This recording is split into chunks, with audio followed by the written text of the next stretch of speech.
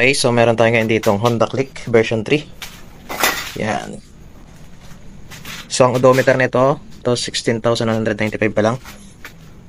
Yun din ang issue nito, so nabanggit ng may-ari, 10 to 20 kilometers per hour lang daw ang tinatang top speed. So sagad na daw yung throttle niya, so tsaka palyado yung kanyang makina. So nung tinayagas natin, so check natin kasi baka TPS lang yung problema niya. So ito, nakasaksak pa yung ating diagnostic tool. So check natin yung kanyang TPS.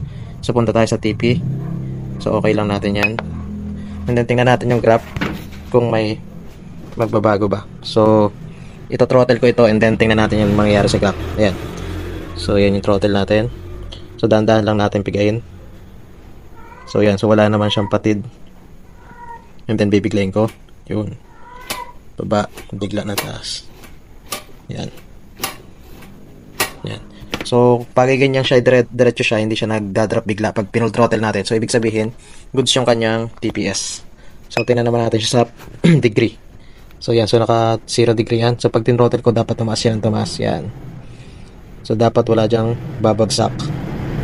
Yan. So ang top throttle niya ay nasa 78 degree. So 0 to 78 degree. So wala naman, hindi naman siya nagdadrop. Yan. So ibig sabihin okay yan, kanyang TPS. So check natin kung ano yung naging problema ni Sir. Okay, so update, ito ginagawa natin Honda Click version 3. So sinaksakan na natin siya ng fuel pressure gauge. So para malaman natin kung ano yung pressure na binibigay ng kanyang fuel pump.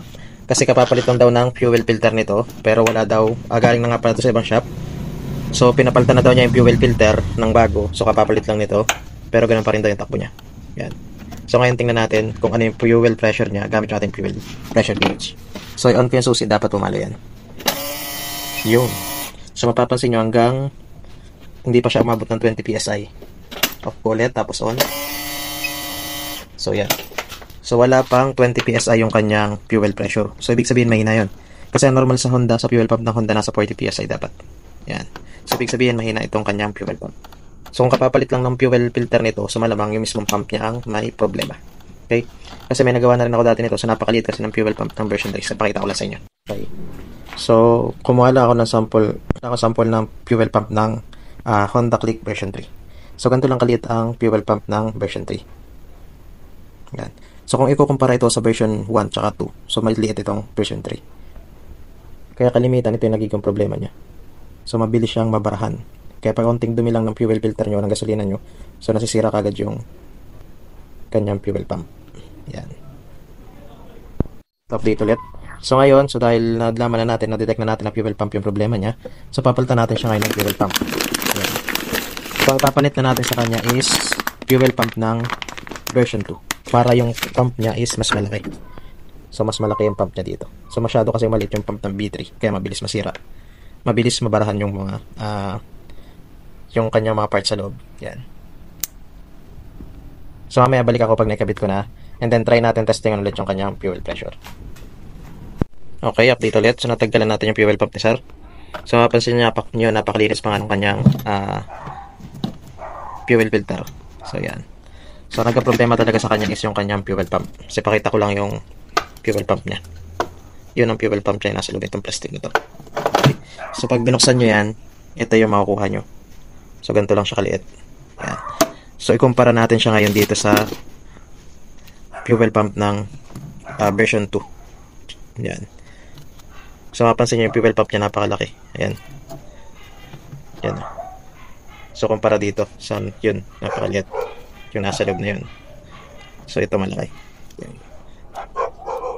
So ngayon doon sa mga magtatanong kung kasya ba ito dito. So isa po ang sukat ng mahalaga po dyan itong sa takip. Dapat lusot siya dito sa buwan. Dyan. Okay. So ang version 1, 2, 3 po ay isa lang ang sukat ng ganito. No, sa takip niya sa tangke. Yan. Kaya po pwede nyo pong gamitin yung version 2. Ipapalit natin dito sa version 3. Yan. Para mas matibay na yung pump.